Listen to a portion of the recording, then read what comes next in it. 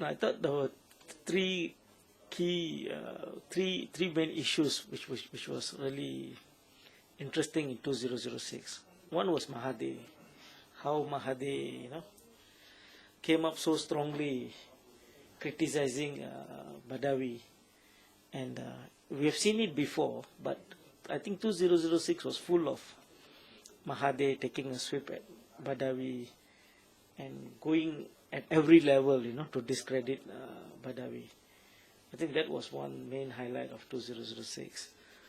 Besides that, I think the oil hike created a lot of public protests, which resulted in the Bloody Sunday incident, which went to Suhakam, and there was a public inquiry. I thought that was another key issue where there were clear rebellions within the people again. The third issue, I think, which is being talked a lot, is the racial religious tension seems to be growing. You can see people, when SMSs can mobilize people to the streets, and you see so many cases of conversion and creating so much of problems and so much of tense situation. I think these were the three main highlights. Yeah, but of course the end of the year would be the struggle of the Brembang people. I think that seems to be a interesting story, because after 3 times their houses were demolished, they managed to rebuild back and fight back.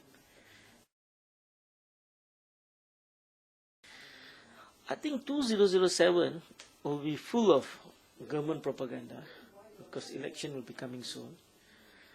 We'll be celebrating 50th of national independence, which means there'll be so much story about unity and so much of propaganda. It's also the Visit Malaysia year, so I think there'll be a lot of propaganda. But also 2007 starts with the toll hike, and that would trigger a lot of unhappiness, I think, among the people. So it's a bad start for the year, starting with about 20 to 60% toll hike. So I think those will be the issues. And I think politically, I think Badawi, he has not proven himself the last 3 years. And every year will be more and more challenging. The mountain will be much higher for him to climb.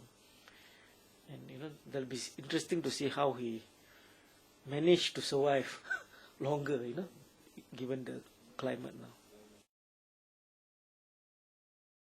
Look at it, there's one huge highway coming up, Duke Highway, and this is cutting across a lot of urban settlers areas.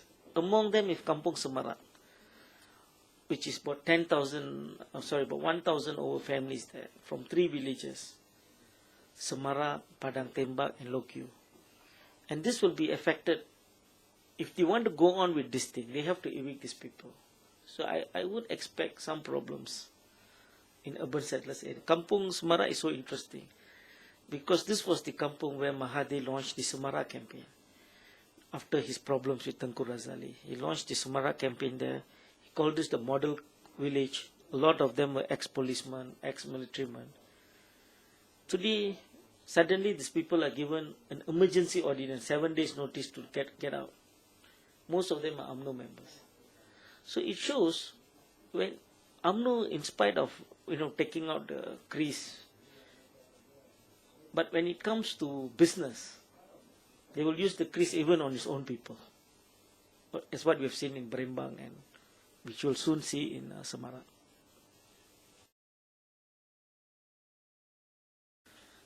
I think the issues are serious, and I think the government is looking at it quite seriously. But the problem is they are caught in their own game. You see, most of the time, the religion and racial card is being played by the ruling party themselves to be in power. Political parties are racially based. When they are racially based, what do you sell to your people? And you see that the Chinese are losing, like for example, MCA is losing a lot of support among the Chinese.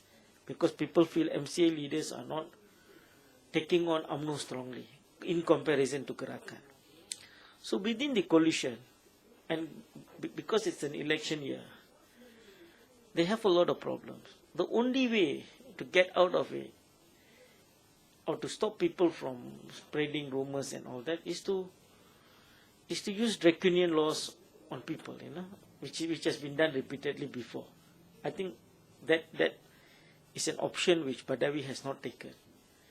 But if it might be an option he might take, which will also be very worrying, is it?